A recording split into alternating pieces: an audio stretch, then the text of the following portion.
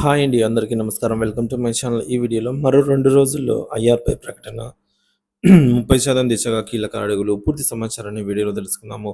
వీడియోనైతే ఎక్కడ గాని స్కిప్ చేయకుండా ఎండ్ వరకు చూడండి. అప్పుడు ఇన్ఫర్మేషన్ పూర్తిగా అర్థమవుతుంది.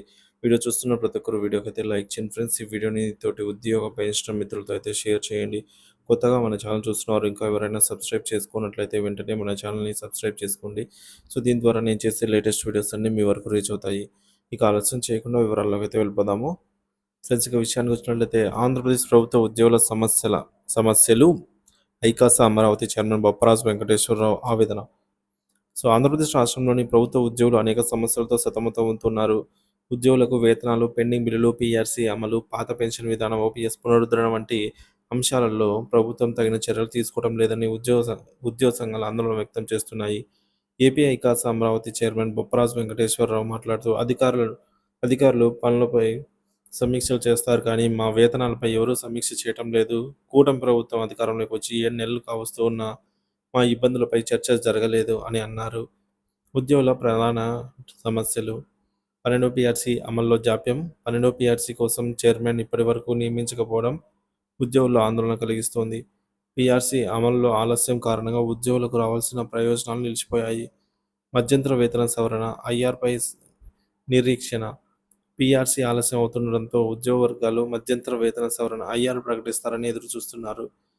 ఇది లేకపోతే ఉద్యోగులు తీవ్రమైన ఆర్థిక ఒత్తిడిని ఎదుర్కోవాల్సి అయితే వస్తుంది. పెండింగ్ బిల్లుల చెల్లింపు సమస్య. ఉద్యోగులు మరియు పెన్షనర్లకు చెల్లించాల్సిన బకాయిలు ఇప్పటివరకు పరిష్కారం కాలేదు. 2022 ఫిబ్రవరి 3న విజయవాడలోని నిర్వహించిన ఉద్యోగుల భారీ ఆందోళన తర్వాత కూడా సమస్యలు తీరలేదని వారు అసంతృప్తి వ్యక్తం చేస్తున్నారు. మరి పాత పెన్షన్ విధానం, ఓపీఎస్ పునరుద్ధరణకు డిమాండ్. సీపీఎస్ విధానాన్ని రద్దు చేసి పాత పెన్షన్ విధానమైనటువంటి ఓపీఎస్‌ను అమలు చేయాలని ఉద్యోగులు ఒత్తిడి చేస్తున్నారు. అధికారులు ఈ డిమాండ్‌ను నిర్లక్ష్యం చేయడం ఉద్యోగుల ఆగ్రహానికి కారణమవుతోంది. ఇక ఉద్యోగుల ప్రమోషన్లు, ఖాళీ పోస్టుల భర్తీ. ఉద్యోగుల సీనియారిటీ పరిగణలోకి తీసుకొని ప్రమోషన్ కల్పించాలని డిమాండ్ చేస్తున్నారు. రాష్ట్రంలో ఖాళీగా ఉన్న ఉపాధ్యాయ ఉద్యోగాలు భర్తీపైన స్పష్టమైన నిర్ణయం తీసుకోవాలని కోరుతున్నారు. ఇక ముఖ్యమంత్రి చంద్రబాబు నాయుడు ప్రకటన. ఉద్యోగుల్లో నూతన ఆశలు. ఆంధ్రప్రదేశ్ రాష్ట్ర ముఖ్యమంత్రి నారా చంద్రబాబు నాయుడు గారు ఇటీవల పెండింగ్ బిల్లుల చెల్లింపులపై సంచలన ప్రకటన చేశారు. ఎన్ని ఆర్థిక ఇబ్బందులు ఉన్నా వెనుకడుగు వేసేది లేదు. ఉద్యోగుల బకాయిలు త్వరలోనే చెల్లిస్తామని అయితే హామీ ఇచ్చారు. సో, గత 8 నెలల్లో కూటమి ప్రభుత్వం 22,000 కోట్ల రూపాయల బకాయిలను చెల్లించిందని, ఇది ప్రభుత్వ నిబద్ధతకు నిదర్శనమని అయితే అన్నారు. రాష్ట్ర ఆర్థిక పరిస్థితి క్లిష్టమైన క్రమంగా స్థిరపడుతోందని అయితే పేర్కొన్నారు. ఉద్యోగ పెన్షనర్లు ఎలాంటి ఇబ్బందులు పడకుండా చర్యలు తీసుకుంటామని స్పష్టం చేశారు. ఉద్యోగ సంఘాల నూతన కార్యాచరణ. ప్రభుత్వం త్వరగా స్పందించి ఉద్యోగుల సమస్యలను పరిష్కరించాలని ఐకాసా డిమాండ్ చేస్తోంది. 12వ పీఆర్సీ అమలు చేయాలని లేదా తక్షణమే మధ్యంతర భృతి, ఐఆర్ ప్రకటించాలని ఉద్యోగ సంఘాలు కోరుతున్నాయి. పెండింగ్ డీఏ మరియు బకాయిలు త్వరగా విడుదల చేయాలని అయితే డిమాండ్ చేస్తున్నారు.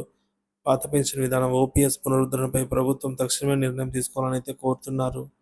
ఉద్యోగుల ప్రాధాన్యత గల అనుగుణంగా ప్రభుత్వం నియమించినటువంటి కమిటీలు తక్షణ నిర్ణయాలు తీసుకోవాలని అయితే సంఘాలు అభిప్రాయపడుతున్నాయి. ప్రభుత్వం తన వాగ్దానాన్ని నిలబెట్టుకుని ఉద్యోగుల సమస్యలను పరిష్కరిస్తుందని అయితే ఎదురు చూస్తున్నారు. ఏపీ ఐకాసా చైర్మన్ బొప్పరాజు వెంకటేశ్వరరావు. ఉద్యోగుల హక్కుల పరిరక్షణ కోసం ఉద్యమాన్ని మేము ముమ్మరం చేస్తాము అని ఉద్యోగ సంఘాల నాయకులు అంటున్నారు. ఇకపోతే మనకు షాకింగ్ న్యూస్ అండి. సో, తక్షణ చర్యలు చేపట్టాలని ఉద్యోగుల విజ్ఞప్తి. ప్రభుత్వం ఉద్యోగుల సంక్షేమాన్ని దృష్టిలో ఉంచుకుని తగిన చర్యలు తీసుకోవాలని ఉద్యోగ సంఘాలు డిమాండ్ చేస్తున్నాయి. పెండింగ్ పీఆర్సీ, సీపీఎస్ రద్దు, పెండింగ్ బిల్లుల చెల్లింపులు వంటి ప్రధాన సమస్యలను త్వరగా పరిష్కరించాలని కోరుతున్నారు. ప్రభుత్వం ఈ డిమాండ్లను అమలు చేస్తే ఉద్యోగుల్లో విశ్వాసం పెరుగుతుందని, వారు మరింత అంకితభావంతో పనిచేసే అవకాశం ఉంటుందని విశ్లేషకులు భావిస్తున్నారు. సో, మరి ఇప్పుడు ప్రభుత్వం ఉద్యోగుల డిమాండ్లపై ఎలా స్పందిస్తుంది? ఉద్యోగుల ఆందోళనకు ప్రభుత్వం ఏమైనా నిర్ణయం తీసుకుంటుందా అనేది సర్వత్రా వేచి చూడవలసినటువంటి అంశము.